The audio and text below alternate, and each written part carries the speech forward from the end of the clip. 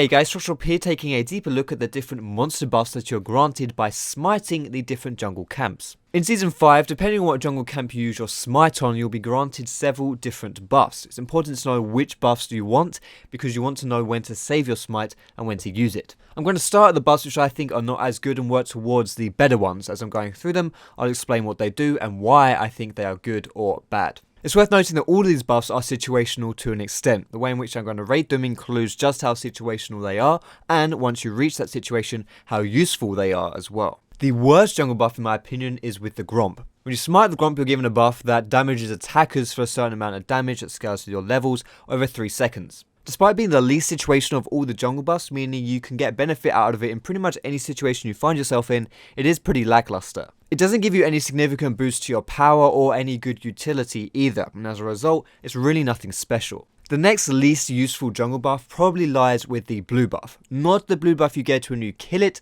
but the benefit you get when you smite it. When you smite it, you instantly regen 20% of your mana, and the reason why this is not so useful is because if you're already smiting and killing the blue buff, chances are you're going to acquire that blue buff yourself, so you don't really need the burst in mana because you're going to be regenerating it in the future. Of course, once you reach a certain point in the game, you're probably going to be donating your blue buff across, but even still, once you reach that point in the game, you're probably not going to have too many mana issues yourself anymore.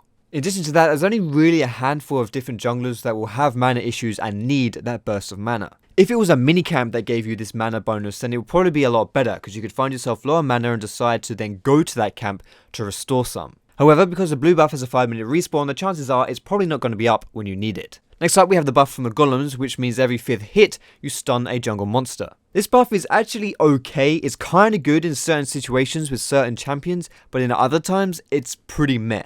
It's decent for auto-attack junglers, think of the people who will be taking Devourer, and it's good for those junglers who have taken attack speed runes too. Outside of that though, it's not very useful for the others, and its tower effect, where if you hit a tower it consumes this buff, but does like 30 bonus damage, is really underwhelming. Next up, the wolves will spawn a spirit that scouts the blue buff area and will chase the first enemy that it sees. This is actually a really good smite bonus if you use it in the enemy jungle, but if you use it in your own jungle, it's pretty much 9 times out of 10 wasted and useless. And the 2 jungle camps with the best smite bonuses is definitely the red buff and the chickens. Again, when I talk about the red buff, I don't mean the actual buff you get when you kill it, I mean the bonus you get when you smite it. Similar to the blue buff, which grants you a burst of mana, you get a burst of health. This heal from the red buff is required by quite a few junglers early on to even survive in the jungle.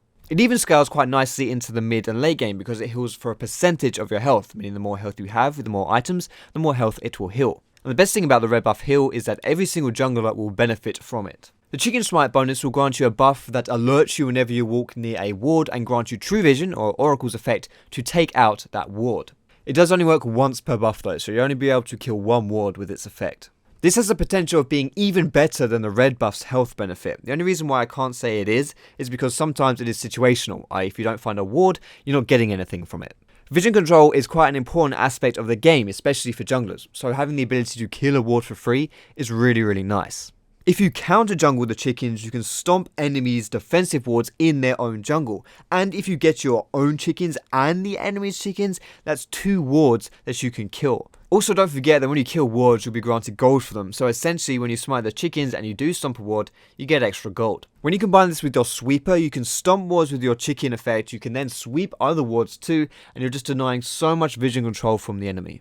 So that does it for my opinions on the different buffs and how useful they are. I hope you found this video useful. If you did, feel free to give it a thumbs up. You can subscribe to me for more educational league content. I'm going to be releasing a bud ton of Season 5 jungle content as well. You can find me on Facebook and on Twitter and catch me streaming on Twitch as well. All those links are in the description. But thanks so much for watching this video, guys. I hope you have a great day, and I will see you in my next video.